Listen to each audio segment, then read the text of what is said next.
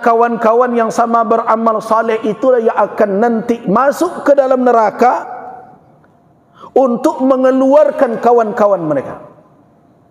Dengan izin Allah, idhabu, kata Allah, faman wajadtum fi qalbihi, siapa saja yang kalian temukan dalam kalbunya ada satu misqal saja dari emas, dari dinar, ada keimanan di dalam hati mereka, fa akhrijuh, keluarkan dia dari neraka.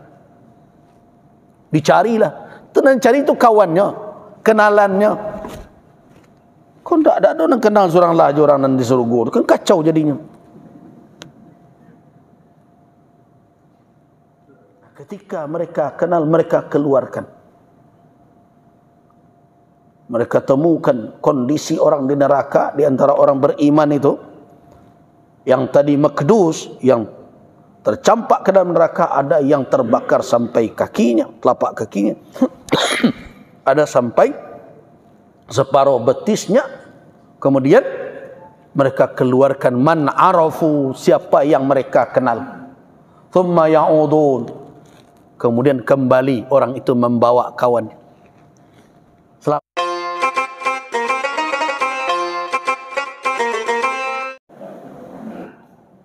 Alhamdulillahil muqawwir, alhamdulillahi muqawwiril laili wan nahar, wa ja'ilidz zulumati wan nur, wa huwal hadi ila siratal mustaqim, wal munawwir li qulubi ibadihil arifin.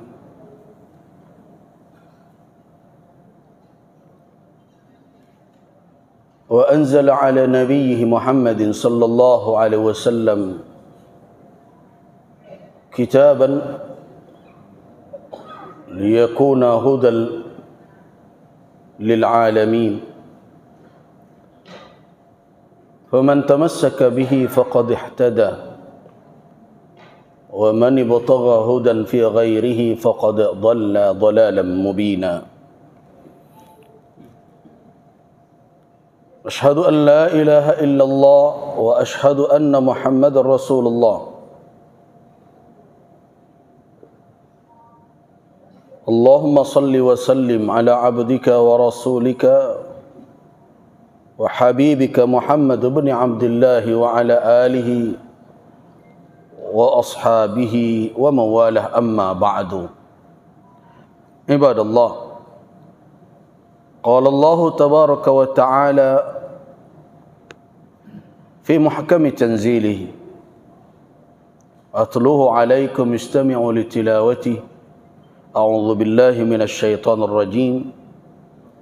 يوم ترى المؤمنين والمؤمنات يسعى نورهم بين أيديهم وبأيمانهم بشراكم اليوم جنات تجري من تحتها الأنهار خالدين فيها ذلك هو الفوز العظيم. صدق الله العظيم. Kaum muslimin dan muslimat rahimakumullah, pada pagi ini kita awali kajian kita dengan membaca firman Allah Subhanahu wa taala dalam suratul Hadid, surah Al-Hadid ayat yang ke-12.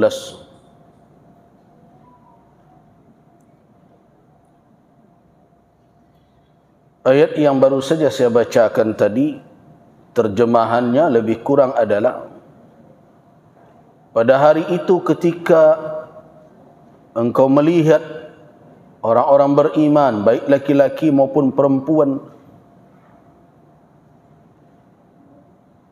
sedangkan cahaya mereka bersinar di hadapan mereka dan di sebelah kanan mereka. Dikatakan kepada mereka itu, pada hari ini ada berita gembira untuk kamu sekalian, yaitu surga yang mengalir di bawahnya sungai-sungai dan kamu sekalian kekal di dalamnya. Itulah keberuntungan yang sangat besar.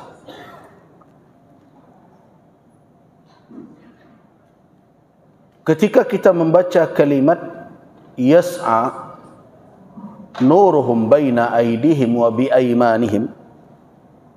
Mereka berjalan dan di hadapan mereka ada cahaya yang menyinari dan di kanan mereka. Kalau kita perhatikan tafsir yang ditulis oleh para ulama, bahwa peristiwa di mana orang-orang beriman berjalan,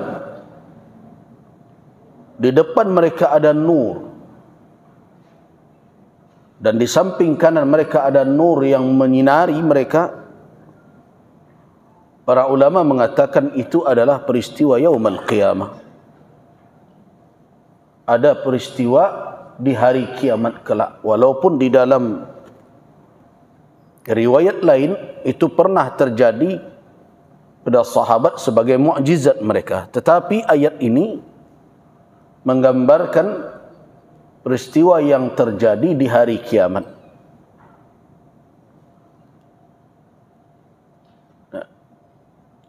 Di antaranya adalah tafsir Al-Imam Al-Baghawi yang mengatakan, yauma taral mu'minina wal mu'minat yas'a nuruhum baina aydihim wa biaimanihim. Maknanya adalah di hari engkau melihat orang-orang beriman, baik laki-laki maupun perempuan, mereka berlari di hadapan mereka, baina aydihim nur, cahaya mereka, yakni alas sirat. Kata Imam Al-Baghawi rahimahullah, di mana itu terjadinya? Ketika mereka berada di atas siratul mustaqim. Dan itu pembahasan kita sebagai kelanjutan dari kajian kita pekan yang lalu. Kita menjelaskan tentang apa makna as-sirat al-mustaqim. Ada dua makna, sudah kita jelaskan, yaitu bermakna adalah ajaran Islam yang merupakan jalan yang lurus yang ditempuh oleh umat manusia di muka bumi ini. Yang kedua, as-sirat al-mustaqim bermakna jisr jahannam, jembatan yang terbentang antara dua tebing neraka dan di bawahnya jurang neraka yang sangat dalam. Jadi ada dua makna sirat itu. Yang pertama adalah ajaran Islam itu sendiri, petunjuk yang dibawa oleh Rasulullah sallallahu alaihi wasallam untuk umat manusia, di mana jalan yang lurus itu tidak diinginkan oleh iblis dan bala tentaranya untuk ditempuh oleh Adam dan anak cucunya. Karena itu mereka buat simpang-simpang yang bisa menyimpangkan orang yang berjalan di jalan itu. Itu yang kita sampaikan dalam pertemuan yang lalu. Flashback kembali, saya sampaikan hadis Nabi. Pada suatu kali Nabi membuat garis, kemudian boleh buat garis-garis kiri kanannya. Garis yang pertama yang lurus itu, kata Nabi, hadza siratul mustaqim, ini jalan yang lurus, ini sabil. Dan garis-garis yang kiri dan kanan ini adalah as-subul, ini jalan-jalan lain. Siapa yang menyimpang ke sana berarti dia telah menempuh jalan yang tidak dibentangkan oleh Allah Subhanahu wa taala. Itulah jalan-jalan syaitan. Nah, kita sampai kepada kesimpulan pada pertemuan yang lalu, siapa saja yang ingin selamat ketika meniti sirat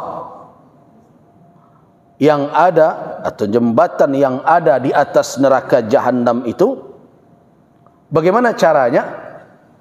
Caranya adalah tempuhlah jalan yang lurus di dunia ini, jangan menyimpang-nyimpang kiri dan kanan. Jadi kunci utamanya apa? Kalau mau selamat ketika meniti siratul mustaqim di akhirat, maka istiqamah pulalah menempuh sirat mustaqim yang di dunia. Jadi kalau acuk menyimpang di dunia ini, khawatir kita tergelincir pula di jembatan di akhirat. Dan kita sudah jelaskan karakter atau bagaimanakah keadaan kondisi jembatan yang terbentang antara dua tebing yang di atas jurang neraka Jahannam itu. Di dalam hadis sudah dikatakan dia sangatlah tajam, dia adalah tempat yang mudah sekali orang tergelincir, jembatan itu, dan sangatlah halus, melebihi dari halusnya rambut. Nah, disitulah manusia nanti akan menghadapi ujian terakhir. Lulus dan tidak lulusnya sangat ditentukan oleh amalnya di dunia. Selamat dan tidak selamatnya dia meniti jembatan itu sangat ditentukan dengan istiqamahnya dia dalam menempuh jalan yang lurus yang telah terbentang di dalam kehidupan dunia yang dibawa oleh Rasulullah Muhammad sallallahu alaihi wasallam. Kembali kita kepada surat Al-Hadid ayat 12 tadi. Apa makna yauma taral mu'minina wal mu'minati yas'a nuruhum baina aydihim? Ya. Di hari kamu melihat orang beriman, baik laki-laki al-mu'minin wal mu'minat maupun perempuan, yas'a, mereka berlari, nuruhum, cahaya mereka, baina aidihim. Ingat, hari kiamat itu kan zulumat.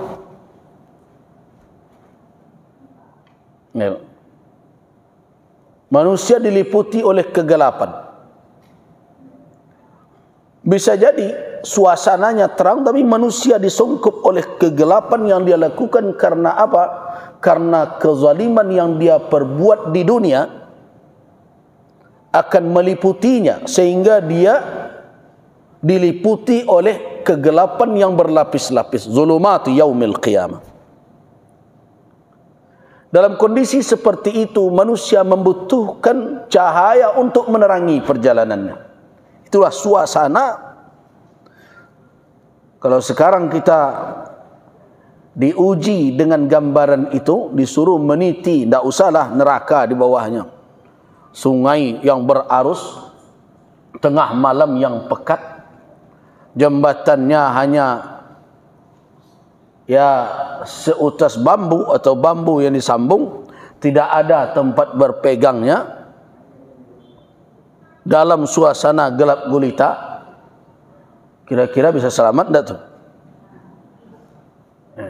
Hari hujan pula, kaki licin pula.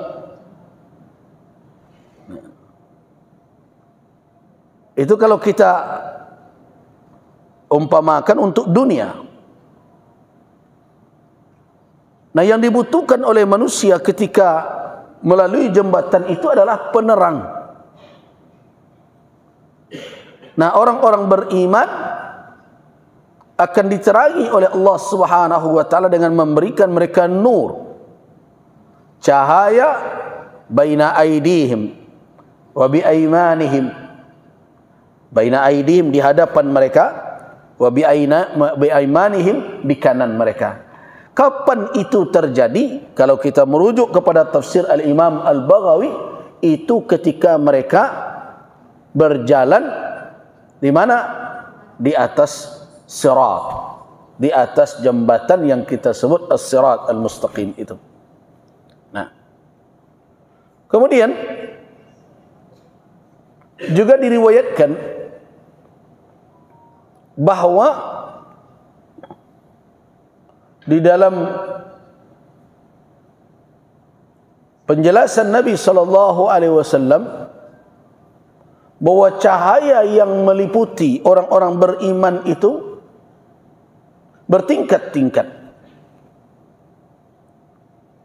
Ada yang menerangi wilayah yang sangat luas, dan ada pula yang hanya menerangi sekedar tempat melangkahnya saja. Sebagaimana dalam hadis Qatadah yang diriwayatkan oleh Al-Imam Al-Baghawi juga di dalam kitab tafsir beliau, Nabi SAW menyebutkan, inna minal mu'minina man yudhi'u nuruhu minal madinati ila Adan Abyan wa San'a wa duna dhalik, hatta inna minal mu'minin man la yudhi'u nuruhu illa mawdi'a qadamai. Di antara orang-orang yang beriman ada yang cahayanya itu menerangi wilayah antara Madinah dengan kota Adan, antara wilayah Madinah dan kota San'a, antara Saudi dengan Yaman kira-kira. Terang sekali cahaya orang itu.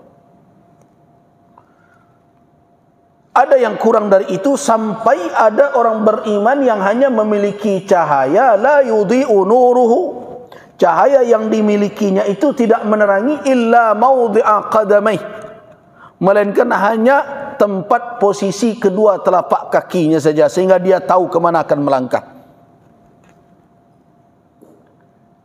Nah, tentu tingkatan-tingkatan itu apa ukurannya? Pemberiannya diberikan oleh Allah. Kata Abdullah bin Mas'ud radhiyallahu anhu, yu'tuna nuruhum, mereka diberikan cahaya ala qadri a'malihim, sesuai dengan kadar amal mereka. Ada di antara mereka yang diberikan ya sebesar an-nakhlah, pohon kurma. Ada yang diberikan kira-kira seumpama seorang laki-laki berdiri. Dan ada yang diberikan kira-kira sebesar kuku di ibu jari mereka, yang kadang-kadang padam, kadang-kadang hidup. Ini baterai soak ini. Kadang hidupnya, kadang mati. Kata Ibn Mas'ud. Ada yang besar bagaikan pohon kurma, ada yang kurang dari itu, sebesar orang berdiri cahaya yang didapat, dan terus sampai yang paling rendah itu dapat cahaya sebesar kuku di ibu jarinya, yang kadang-kadang hidup, kadang-kadang padam. Nah, dalam suasana gelap yang pekat seperti itu, kebutuhan terhadap cahaya sangatlah mendesak kepada manusia waktu itu. Nah, cahaya yang mereka peroleh ketika mereka melewati sirat itu tergantung dengan kadar amal mereka di dunia. Itulah kondisi yang akan dilalui. Nah, terus bagaimana keadaan manusia ketika melintasi sirat? Ya, untuk mengetahui perkara yang gaib tentu tidak bisa kita karang. Jangan sampai pula masuk khayal tentang Superman ke situ. Nah, Flash, ya, dengan cerita anak-anak sekarang kan begitu. Tentu kita merujuk kepada berita yang dibawa oleh Rasul sallallahu alaihi wasallam. Nabi sallallahu alaihi wasallam telah memberikan gambaran sebagai berita yang kita imani kebenarannya, dan diriwayatkan oleh Al-Imam Al-Bukhari dalam kitab sahih beliau.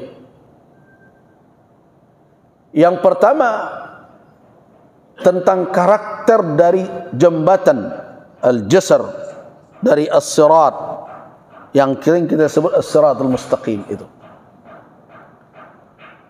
Kata Nabi adalah jembatan itu madhadah mazillah alaihi khatatif wa kalalib wa hasakah mufaltahah laha syawkah uqayfa takunu binajn yuqalu lahu sa'adan. Nah, gambaran dari as-sirat itu adalah madhadah, mazillah, yaitu sesuatu yang sangat licin dan mudah membuat orang tergelincir sehingga kaki tidak bisa berdiri dengan tenang. Itu gambarannya. Madhadah, mazillah. Kemudian Nabi SAW juga mengingatkan bahwa di dalam perjalanan itu ada apa? Ada kalalib, ada hal-hal yang akan menculik atau mengambil manusia secara tiba-tiba sehingga mereka terpental dari jalan tersebut. Dan selanjutnya, di samping itu, jalan itu juga berduri seperti pepohonan kayu yang berduri keras yang disebut as-sa'adan. Itulah yang ditempuh. Di samping ia tajam melebihi pedang dan juga halus melebihi rambut. Nah, bagaimana manusia akan melewati itu? Apabila mereka lolos, maka di ujung sana menanti surga. Tapi kalau mereka tergelincir, di bawah mereka menganga jurang neraka yang dalam. Bagaimana situasi manusia ketika melewati itu? Al-mu'min, orang yang beriman. Nah, ini yang perlu kita garis bawahi. Al-mu'min, orang yang beriman alaiha, akan melewati sirat itu, berada di atasnya ada kattaraf, hanya bagaikan sekejap mata. Mukmin, sekejap mata, tutup mata, terbuka, selesai, dia sudah lewat. Kemudian ada kalbarq, bagaikan kilat yang menyambar. Kemudian berikutnya karih, ada yang bagaikan angin yang bertiup. Tapi jangan lupa ya, yang pertama tadi al-mu'min.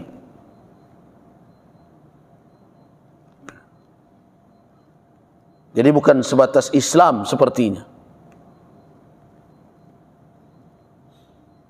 Sebab perkara iman tidak sesederhana mengucapkan syahadatain.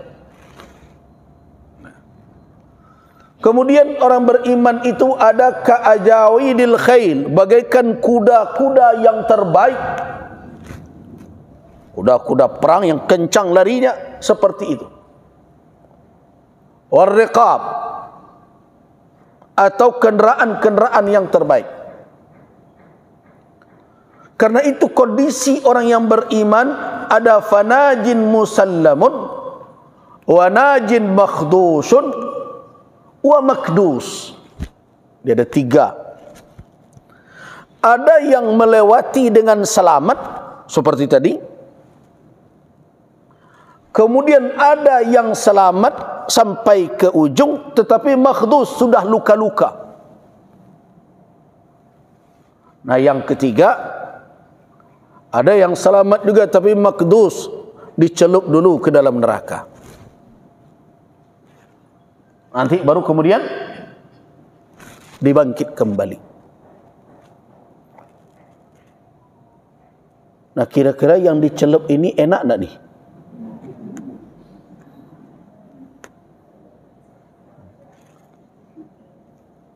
Tidak ada enaknya sedikit. Azab di neraka itu begitu berat, pedih sekali, syadid. Bahkan Nabi SAW memberitakan kepada kita seringan-ringan azab yang diberikan oleh Allah di dalam neraka. sebagai balasan atas perbuatan mereka di dunia. Di antaranya adalah azab Abu Talib, paman Nabi yang berjasa besar ya, di dalam dakwah Rasulullah, membela beliau, bahkan membesarkan beliau semenjak ditinggalkan oleh kakek,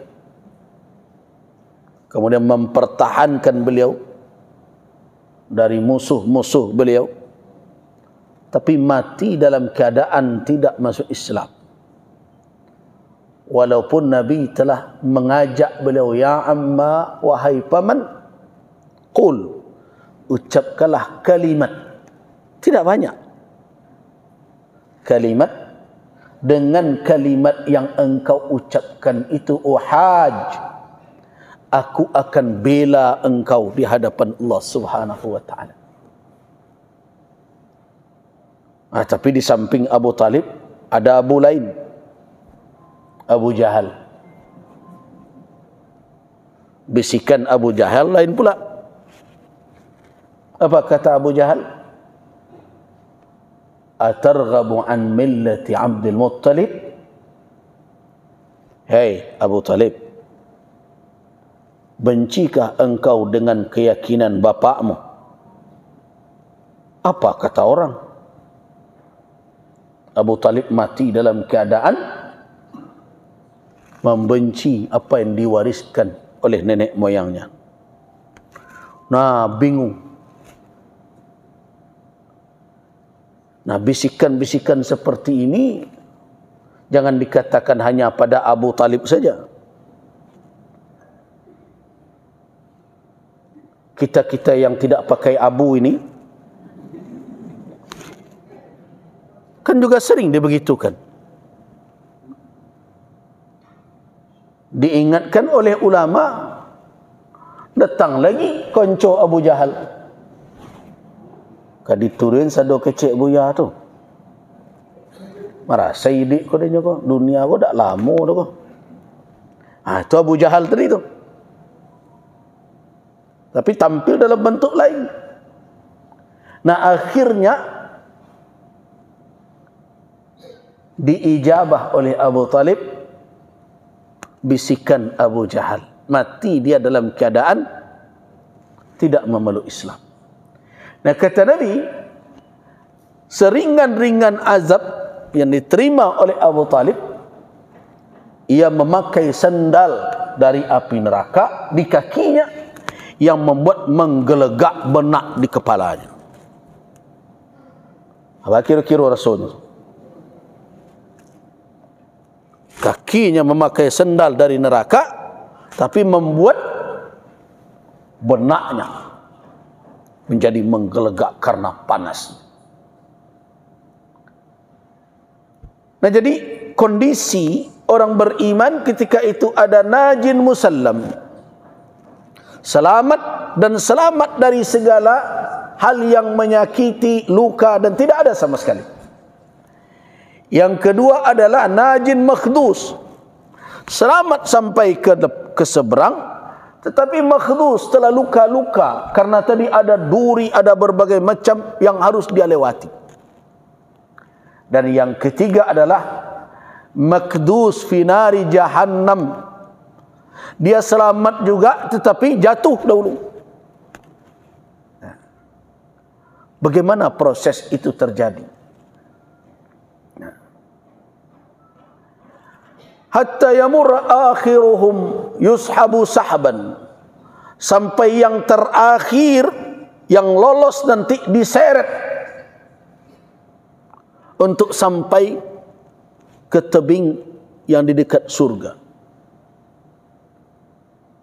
Kata Nabi, fama antum bi ashadda li munashadatan fil haqq.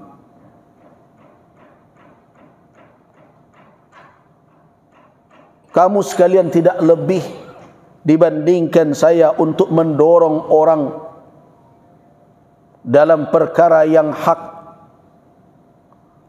Kata Nabi sallallahu alaihi wasallam, beliau ingatkan, nah, qad tabayyana lakum minal mu'mini yawma idzil jabbar Wa idza ra'au annahum najaw fi ikhwanihim yaqulun. Ni ingat ya. Jadi kecilkan wak sama-sama di masjid ke kini ke hanya sekedar berkumpul-kumpul. Sama-sama memenuhi panggilan Allah berjamaah, kemudian ia sekedar pai tiba dan tidak.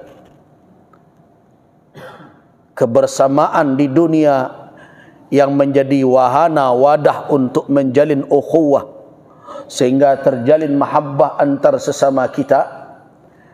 Orang-orang yang selamat tadi akan berkata, yang diseret, yang terakhir yang selamat itu akan berkata tentang saudara-saudara mereka yang terlempar ke dalam neraka. Bagaimana selamatnya? Tadi yang makdus tadi, yang dicelup tadi, yang terlempar ke dalam neraka tadi. Rabbana ikhwanana, Rabbana ikhwanuna, ya Tuhan kami itu saudara-saudara kami.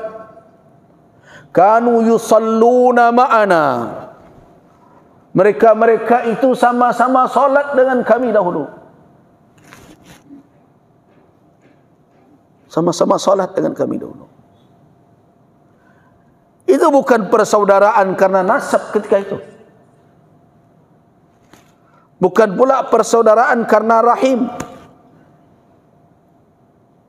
Baru saja mereka lolos dari sirat, mereka menghibah kepada Allah. Itu makanya Nabi mengingatkan bagaimana orang-orang beriman antar sesama mereka saling menyelamatkan sampai di akhirat kelak. Itu makanya di dunia ini jangan disimpan ghil, rasa benci, ingin mencelakai siapapun orang yang beriman.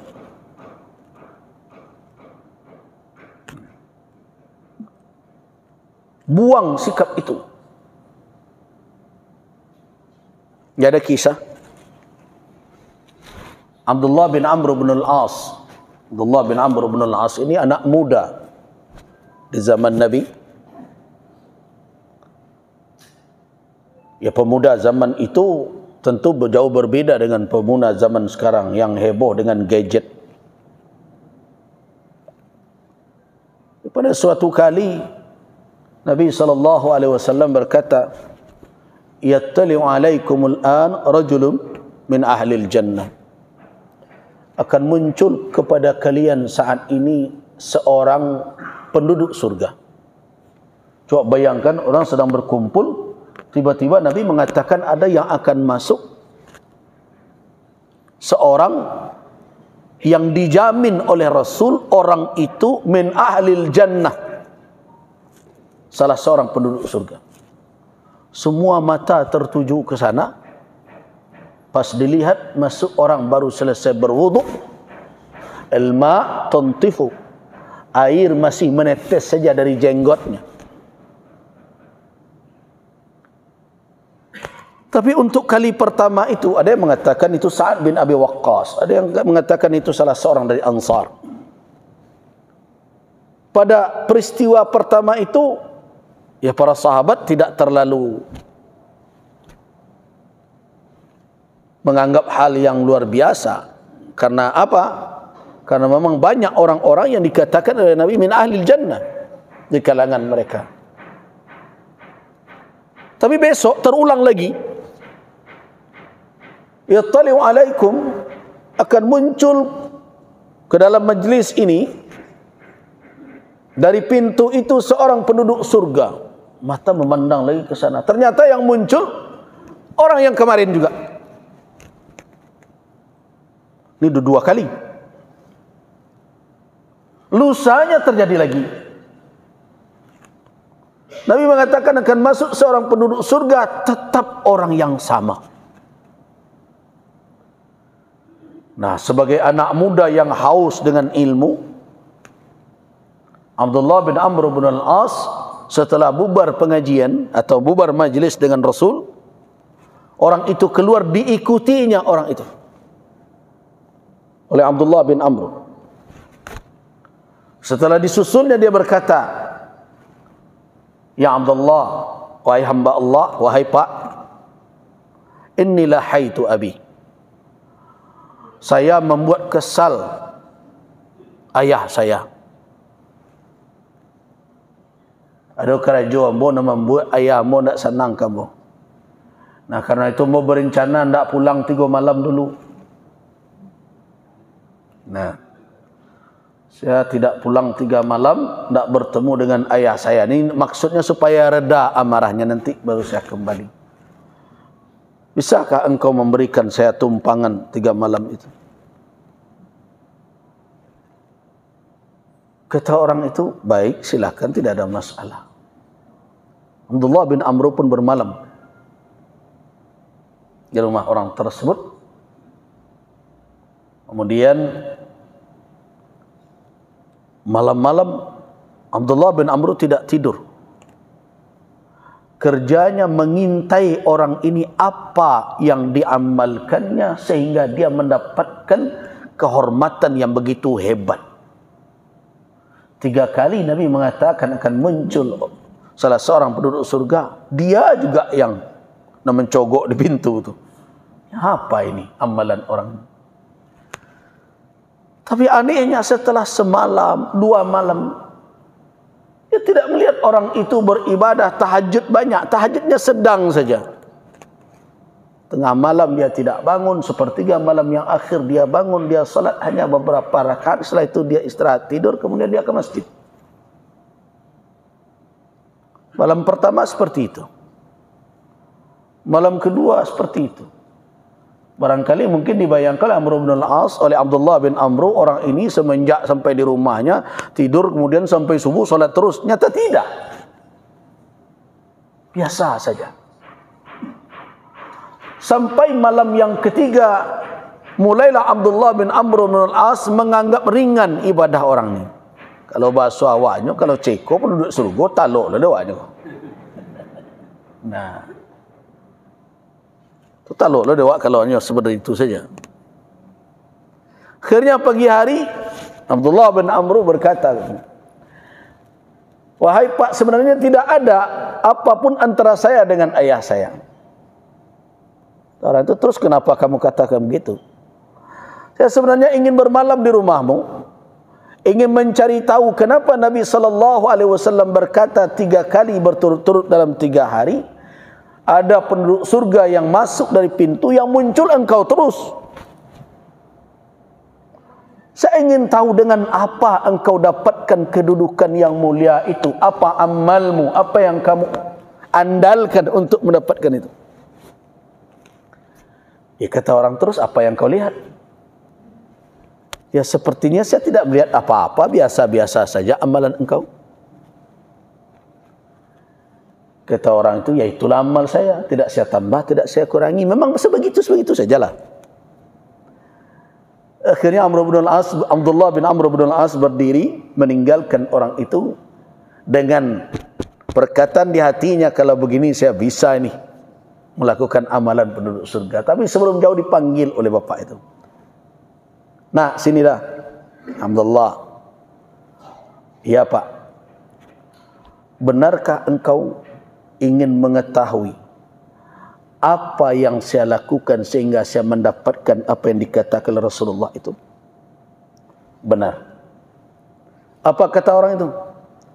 Inni la udammiru hiqdan wala ghillan li ahadin minal mu'minin.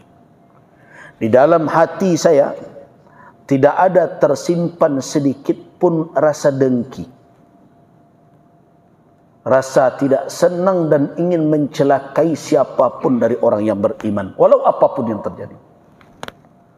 Mendengar itu baru tamannuang Abdullah bin Amr bin al-As sambil berkata, hadza ma la nutiquhu. Iko nandak taluk dek kami. Kan itu nandak taluk. Awak kalau lah berang ke orang kok dapat cayi orang. Itu kebanyakan seperti itu. Nah, kalau lay bersabab lah hijau, aduh nandak bersabab bagi. Kereta api dah mendaki, angawak senang sesak, entah apa urusannya. Laki orang hendak pulang, ini dah nebo. Nah, ada saja rasa keinginan untuk melihat saudara kita itu mendapatkan hal yang tidak disenangi, padahal kita membaca juga dan mendengar juga bahwa di antara alamat keimanan seseorang itu hakiki adalah ayyuhibba li akhihi ma yuhibbu li nafsihi. Dia menyenangi saudaranya memperoleh apa yang ia senangi untuk dia dapatkan. Kan itu iman. Jadi alamat iman, hubungan dengan sesama mukmin, dia senang saudaranya mendapatkan sesuatu yang ia senangi kalau dia mendapatkannya. Dan sebaliknya, dia tidak akan nyaman ketika saudaranya tertimpa sesuatu sebagaimana kalau sesuatu itu menimpa dirinya. Itu nanti kecekkan dia orang awak. Kalau iyo sama-sama iman, saayun segamang. Kau ndak di awak sahayun ndak segamang sabiduk balai nati. Kan itu nanti terjadi. Sabiduk lain. Tapi rasa ndak sama. Wah iyo sama-sama orang Islam tapi organisasi wak kan beda. Begitu sekarang ni yang terjadi. Oh iyo wak lain sama tapi kan dan wak dukung kini kan berbeda nomornya. Ini apa ini? Perkara-perkara dunia membuat antar orang beriman saling berharap agar kawannya binasa, kawannya sengsara, kawannya celaka. Kenapa ikatan-ikatan dunia di dalam kehidupan sekarang lebih kuat dibandingkan dengan ikatan-ikatan keimanan? Tidakkah kita belajar? Tidakkah kita belajar bagaimana Nabi SAW membangun pertama sekali masyarakat Madinah itu? Dengan apa diikat oleh Nabi? Dengan nasab? Tidak. Tidak dengan nasab. Jauh nasab kalau diurut. Ini orang datang dari Makkah, ini tinggal di Madinah, taruh nak ke Qahtan, jauh sekian nenek keturunan. Karena itu tidak nasab yang rahim, tidak dengan rahim, tetapi diikat oleh Nabi dengan iman. Karena itu pertama sekali yang dilakukan oleh Rasul untuk membangun kedaulatan di Madinah itu dengan apa? Al-ikha bainal muslimin, mempersaudarakan antara orang Islam dengan alasan apa? Dengan alasan Islam dan iman. Itu dikatakan ukhuwah Islamiyah. Nah, persaudaraan seperti itulah yang kekal sampai ke Siratul Mustaqim itu.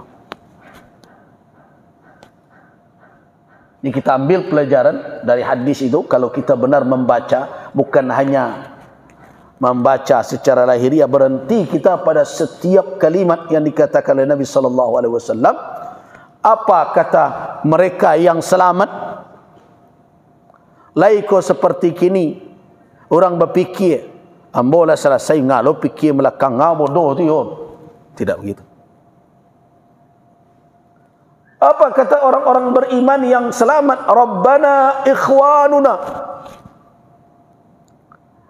ya Tuhan kami, mereka itu yang tergelincir, yang tercampak ke dalam neraka Jahannam itu siapa?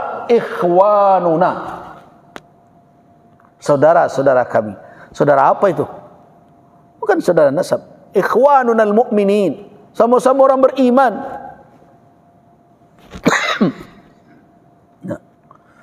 Apa tandanya? Kata mereka, yusalluna ma'ana, mereka dulu sama-sama solat dengan kami. Karena itu di dalam majlis, di masjid-masjid kita, di surau-surau, di komplek awak, diperkokoh persaudaraan.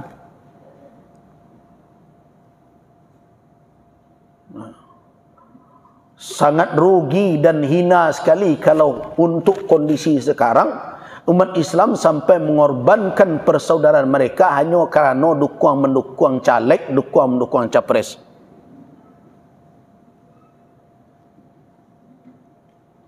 Nah, inyo nak duduk surang-surang, awak nak bercakap di rumah.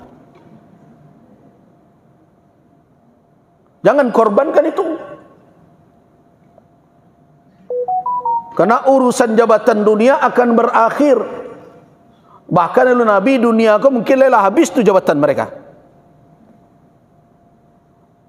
Awak nak bakaru arang di bawah, inyo nan duduk lai tahu jawab situ.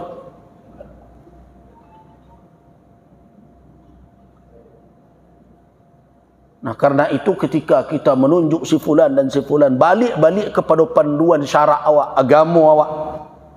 Itu yang akan menyelamatkan. Selesai amanah lampu berikan karena Allah, dengan petunjuk Allah, dengan tuntunan yang diberikan oleh syariat yang diturunkan kepada Rasulullah. Kuah, selesai. Kekenalnya jambu tak kenal urusan ini tu. Tapi yang nak berdosa kerana magi ke amanah orang nak selesai. Selesai. Yang mencakap awak semua awak. Kenapa? Karena ikatan-ikatan itu, termasuk ikatan-ikatan kelembagaan, tidak akan kekal sampai hari kiamat, tetapi ikatan persaudaraan sesama orang-orang beriman akan dibawa sampai ke sirat. Itu yang kita ambil pesan dari hadis tadi. Baru saja sebagian orang beriman selamat, mereka tahu ada di antara kawan mereka yang tercampak ke dalam neraka, mereka memohon kepada Allah, Rabbana ikhwanuna, ya Tuhan kami, yang terjatuh itu kawan-kawan kami. Kanu yusalluna ma'ana, mereka salat bersama kami dahulu. Wa yasumuna ma'ana, mereka berpuasa bersama kami dahulu. Wa ya'maluna ma'ana, dan beramal bersama kami dahulu. Nah, bagaimana memandang enteng perkara ukhuwah,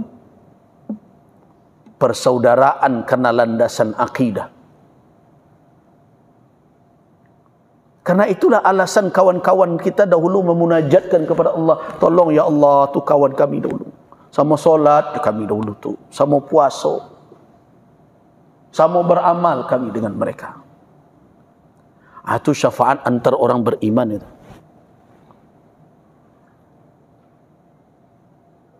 Karena itu jaga hubungan dengan orang-orang yang taat. Hadirilah majlis-majlis yang majlis itu akan menjadi apa? Menjadi kenangan yang akan mengingatkan sesama kita untuk saling menyelamatkan, memohon kepada Allah kelak di akhirat. Tidak mungkin alasannya, Allah kawan kami batu sama duduk-duduk lapau mau duduk, tak begitu alasannya tu. Sama minum di kafe dulu ya Allah, tak gitu. Ini karena itu bermajlis di dalam kesempatan beramal. Majlis ini sama-sama menuntut ilmu, sama-sama beramal, sama-sama salat, sama-sama puasa. Majlis itulah yang banyak kawan awak di dalam. Kau ndak ketika diurut kawan sedo kau minum kopi sedo.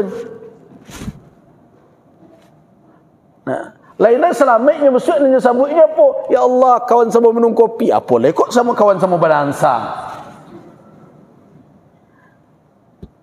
Jadi karena itu buatlah hadir dalam majlis-majlis di mana majlis itu akan menjadi alasan bagi saudara-saudara kita nanti bermunajat kepada Allah agar kita diberikan keselamatan. Mudah-mudahan awak nak berdoa untuk itu, untuk saudara-saudara yang lain. Itu permohonan awak. Jadi alasan dari orang-orang beriman yang lolos ini meminta rahmat Allah untuk saudara mereka, alasannya apa? Kanu yusalluna ma'ana, kanu yasumuna ma'ana, wa ya'maluna ma'ana. Mereka salat bersama kami, mereka puasa bersama kami, sama-sama berbuka kami dulu. Wa ya'malun, dan beramal. Itu menunjukkan berarti amal, seluruh amalan. Jadi kalau dapat mengikat persaudaraan sesama kita itu apa? Amal saleh. Artinya saya katakan bersaudaralah dalam ridha Allah. Karena Allah ridha ketika orang mengikat persaudaraan, ketika sama-sama berjalan menuju kepadanya untuk mencari ridhanya. Itu nanti banyak. Nah, mendengarkan permohonan seperti itu menghibah orang-orang yang beriman kepada Allah Azza wa Jal. Apa jawaban Allah? Fayaqulullahu ta'ala idhabu. Karena membana saudara-saudara ketika itu, mengharapkan agar rahmat ampunan diturunkan kepada saudara-saudara yang tercampak ke dalam neraka. Apa kata Allah? Idhabu, pergilah kamu sekalian. Faman wajadtum fi qalbihi mithqala dinarin min iman fa akhrijuh. Wa yuharrimullahu suwarahum 'alan nar. Kata Allah, pergi kalian ke neraka, dan diharamkan oleh Allah neraka menyentuh tubuh orang-orang itu. Dimasuknya neraka, mereka tidak akan termudarat, tidak akan terbakar. Allah haramkan neraka menyentuh rupa bentuk mereka, tubuh mereka. Ya kau bahasa kebalnya di api neraka itu, orang-orang itu. Mengapa mereka disuruh oleh Allah masuk ke dalamnya? Kata Allah, faman wajadtum, siapa saja yang kamu sekalian temui, fi qalbihi, di dalam kalbunya, mithqala dinar, semisqal dinar min iman, berupa keimanan di dalam diri mereka, fa akhriju, bawa dia, keluarkan dari neraka itu. Siapa itu yang mengeluarkan? Saudara-saudara kita yang seiman. Kenapa ini didahulukan?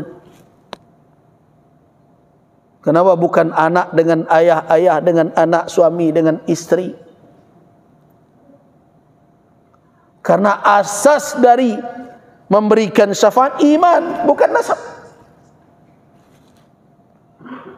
Jadi ibu dan anak bisa memberi syafaat, bisa.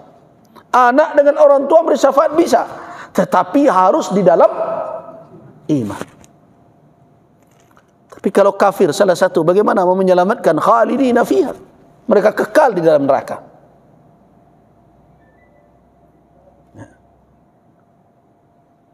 Fayatuna wa ba'dhum qad ghaba fin nar ila qadami. Datanglah saudara-saudara beriman tadi menemui saudara-saudara mereka yang telah berada di dalam neraka. Apa yang mereka temukan? Sebagian mereka ada yang hilang di dalam neraka, terendam sampai qadami, sampai ke mata kaki mereka, terbakar. Ada yang ila ansafi saqih, ada yang setengah betis mereka. Fayukhrijuna man arafu, mereka keluarkanlah orang-orang yang mereka kenali.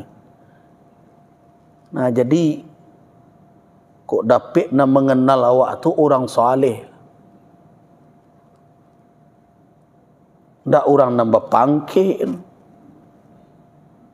Kok ndak ukuran dan dakik kawak tu aneh hari ini.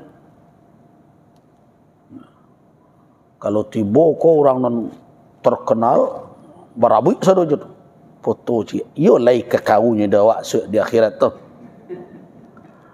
Anak bedo lai taunya tapi rupa dicalik sama-sama dalam neraka lo jenyo. Akan berbahaya kerja. Karena itu kalau bertaaruf ingin kenalkan orang-orang yang taat, orang-orang yang saleh. Kalau seandainya ya, la qadar Allah, tentu bukan berarti kita mendoakan begitu. Seandainya ada di antara orang-orang itu yang berada dalam kondisi seperti ini di neraka, adalah sahabatnya yang mengenalinya, yang taat, yang telah berada di dalam surga, yang bermohon kepada Allah, itu kawan saya ya Rabb. Sama solat dengan saya, sama beramal dengan saya, sama taat dengan saya. Kata Allah, pergi engkau ke neraka, ambil mereka, bawa, keluarkan. Jadi di dalam kehidupan kita di dunia ini memang perlu ditata. Pergaulan awak di ma, Josia, di tengah-tengah kelompok apa. Itu yang perlu. Tak asal diajak ada orang bergabung satu tu. Boleh ibu-ibu. Ibu arisan wa yo. Arisan tu ngah. Tu joget ke. Kawan-kawan seperti itu bagaimana menyelamatkan nanti? Yang taat, yang saleh. Yang akan saling mengingatkan antara kita. Makanya Nabi SAW mengingatkan bahwa orang-orang yang ada di sekitar kita itu, yang kita duduk bersamanya, kita berkumpul dengan mereka, namanya jalis. Al-jalisus salih wal-jalisus su'. Diumpamakan oleh Nabi bagaikan apa?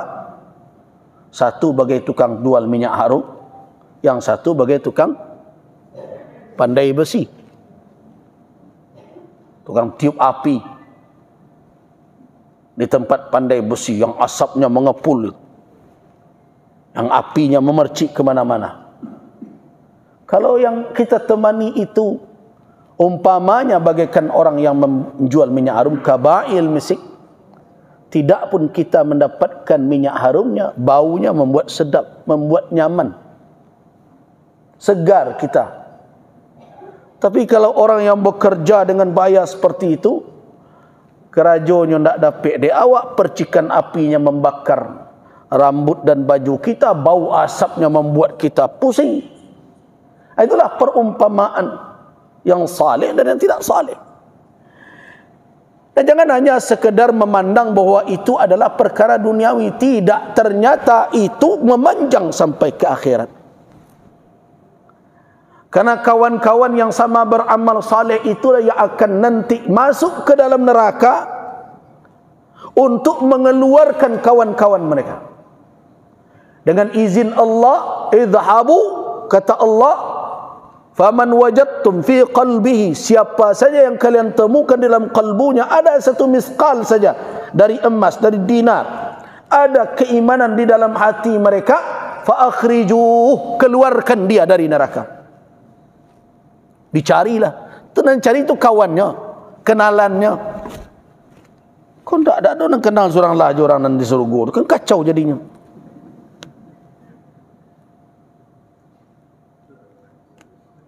Nah, ketika mereka kenal, mereka keluarkan. Mereka temukan kondisi orang di neraka, di antara orang beriman itu, yang tadi makdus, yang tercampak ke dalam neraka, ada yang terbakar sampai kakinya, telapak kakinya. Ada sampai separuh betisnya. Kemudian mereka keluarkan man arafu, siapa yang mereka kenal. Thumma ya'udun, kemudian kembali orang itu membawa kawan. Selamat. Tapi kemudian fayaqul, Allah berkata lagi, idhabu. Nah, kata Allah kepada orang-orang itu, orang-orang yang masuk dalam surga tadi, yang lolos selamat tadi, sekarang pergi lagi, kata Allah, faman wajadtum fi qalbi mithqal nisfi dinar, siapa yang kalian temukan di dalam neraka itu ada orang separuh miskal saja. Tadi satu miskal, sekarang separuh saja, lebih kurang dari itu imannya. Fa akhriju, keluarkan. Fa yukhrijuna man arafu, tentu nak kenal juga. Karena tadi batasannya miskal, sekarang separuh itu. Mereka cari lagi yang kenal, yang ada imannya separuh itu. Mereka keluarkan. Thumma ya'udun, kemudian kembali Allah Subhanahu wa taala kemudian berfirman lagi, idhabu, balik lagi ke neraka. Begitu rahmat Allah. Faman wajadtum fi qalbihi mithqala dzarratin min iman, siapa saja yang kalian temukan ada semisqal zarrah, kata sebiji sayur bayam, kalau kita sering begitu. Orang sekarang mengatakan mungkin hanya sebesar atom atau apa. Ada iman sedikit saja di dalam kalbu mereka, fa akhriju fayukhrijuna man arafu, mereka keluarkan orang-orang yang mereka kenal yang punya iman sedikit itu. Nah, apa kata Abu Sa'id Al-Khudri? Fa illam tusaddiquni, jika kamu sekalian tidak percaya dengan apa yang saya katakan dari Rasul tadi, faqra'u, bacalah, innallaha la yuzlimu mithqala dzarratin in taku hasanatan yudha'ifuha. Nah, firman Allah Subhanahu wa taala, kalau ada, kata Abu Sa'id Al-Khudri, yang ragu dengan apa yang saya sampaikan cerita tadi dari Rasul, di mana bertemunya di dalam Al-Qur'anul Karim, lihat surat An-Nisa. Ini kata Abu Sa'id Al-Khudri, illam tusaddiquni, kalau kamu sekalian tidak mempercayaiku, ragu kalian dengan apa yang aku sampaikan, itulah yang terjadi kelak, kamu sekalian boleh baca, kata Abu Sa'id, di dalam Al-Quran, di mana bertemu dalam surah An-Nisa ayat 40, innallaha la yuzlimu mithqala dzarrah wa in taku hasanatan yudha'ifuha wa yu'ti min ladunhu ajran azima. Jadi hadis tadilah penjelasan dari ayat ini.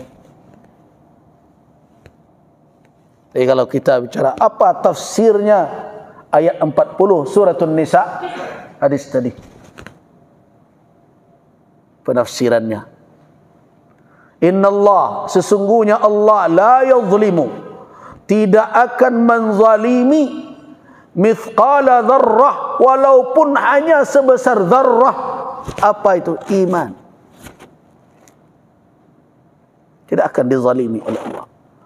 Wa in taku hasanatan, nah, jika itu kebaikan, yudha'ifuha, dilipat gandakan oleh Allah. Wa yu'ti min ladunhu, setelah dilipat gandakan bobot amalnya, kemudian dibalasi oleh Allah dengan pembalasan ajran azima. Ini kalau ada yang ragu dengan cerita tadi, kata Abu Sa'id Al-Khudri dalam riwayat Imam Al-Bukhari tadi, kalau ada pula yang bertanya, ya mana cerita mereka itu. Abu Sa'id Al-Khudri langsung mengunci riwayat itu.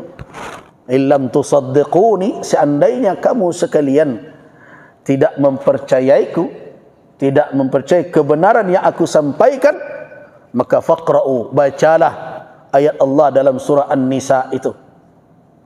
Nah, innallaha la yuzlimu mithqala dzarrah in taku hasanatan yudha'ifuha wa yu'ti, dan ia berikan min ladunhu, dari sisinya, ajran azima, pahala yang sangat besar. Nah, baru kemudian kalau kita lanjutkan hadis Imam Al-Bukhari tadi, maka para nabi kemudian juga memberikan syafaat, mengeluarkan, apalagi Nabi Muhammad sallallahu alaihi wasallam mengeluarkan umat dengan perintah Allah Subhanahu wa taala dari neraka jahanam. Tetapi apapun bentuk syafaat yang didapat tadi, termasuk cerita tadi orang beriman tadi, nabi dan rasul, tetap kunci utamanya adalah iman.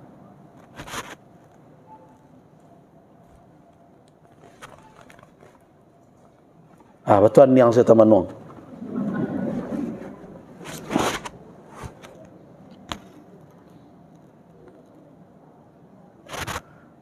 Selesai kita bicara sirat.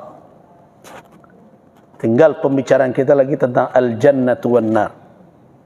Surga dan neraka.